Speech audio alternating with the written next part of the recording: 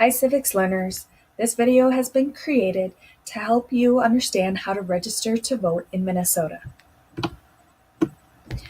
It is also to help prepare you for a learning activity you will participate in class in which you will register to vote.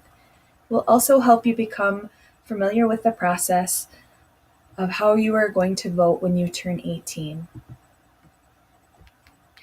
Remember, your vote matters, your vote counts. Participate and take an active role in your community in order to get your voice heard. If you do not take the time to vote and participate, your voice will not be heard. There are three main qualifications in Minnesota to register to vote. The first is that you are a United States citizen. This may mean that you were native born or that you are naturalized. You must also be a Minnesota resident for at least 20 days prior to the election. You also must be 18 years of age, and that can mean that your birthday is on election day, November 6th.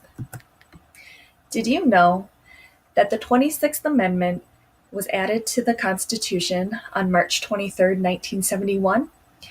It requires that all voters be at least 18 years of age. A slogan was often associated with this amendment, and it is, "Old enough to fight, old enough to vote."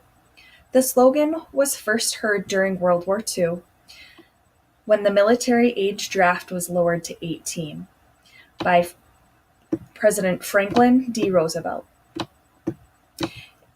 It was later adopted by student activists during the Vietnam War.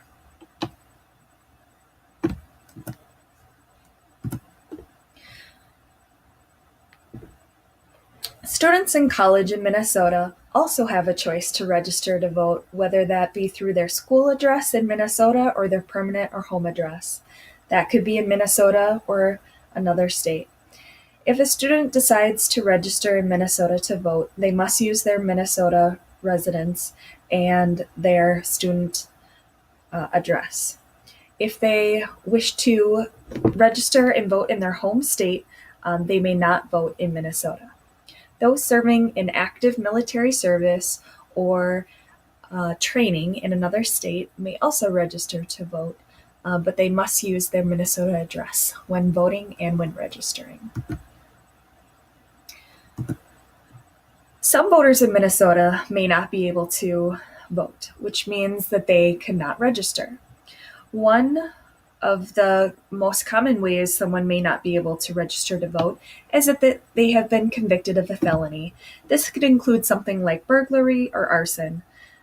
They may not vote, and their voter rights have been taken away during their prison time, parole, and probation.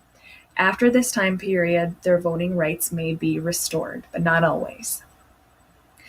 Other ways voting rights may be revoked is by a judge if they may be under a guardianship. And if a court has ruled someone legally incompetent, they may not register to vote or vote in general. To be legally incompetent is commonly used to describe someone who has a physical or mental is physically or mentally unable to make specific life decisions, such as managing their money, entering a contract, or making a medical decision. Voter registration puts you on an official list of voters in Minnesota through an application process which includes information such as your name, your full legal name, and if you ever get married or decide to change it, you must re-register, your date of birth, and a form of identification such as a Minnesota driver's license, a Minnesota state ID, or your social security number.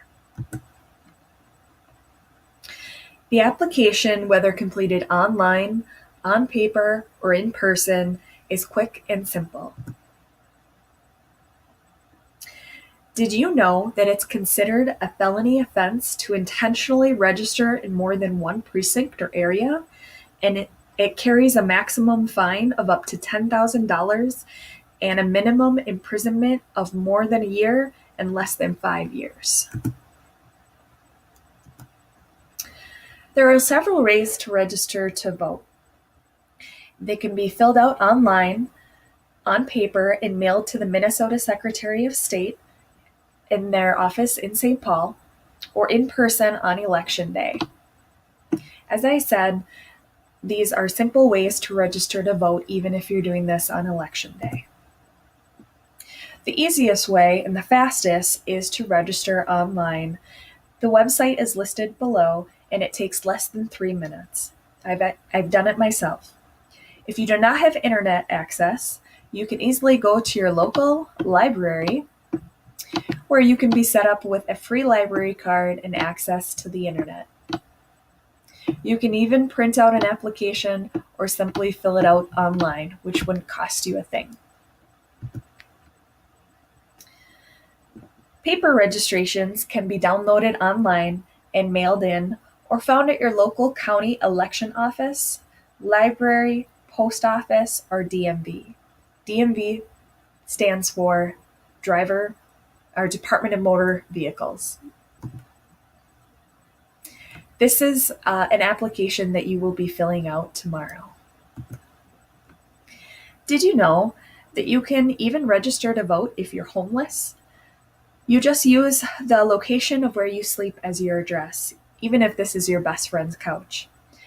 You may still need to bring someone in with you when you vote to vouch for your residence, aka your best friend. Things you need on registration day if you're deciding to register at the polls. You must bring a valid Minnesota driver's license or a tribal ID. If you do not have one of these, you should bring in a current photo ID with your name, such as a passport, a military ID, or a student ID, plus documentation of your name and address, such as a phone bill or a rental agreement. In other cases, a registered voter in your precinct or area may need to come with you in order to vouch for your residency. Did you know that if you register prior to the election 21 days, that you do not have to bring any form of identification? Why not do that now? Now that you are familiar with the process of registering to vote in Minnesota, here are some important dates for the 2018 election.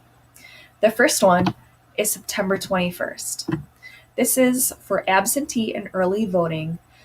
If someone is studying abroad, in active military service abroad, or in another state for some other reason, they're able to register and to vote for who they wish.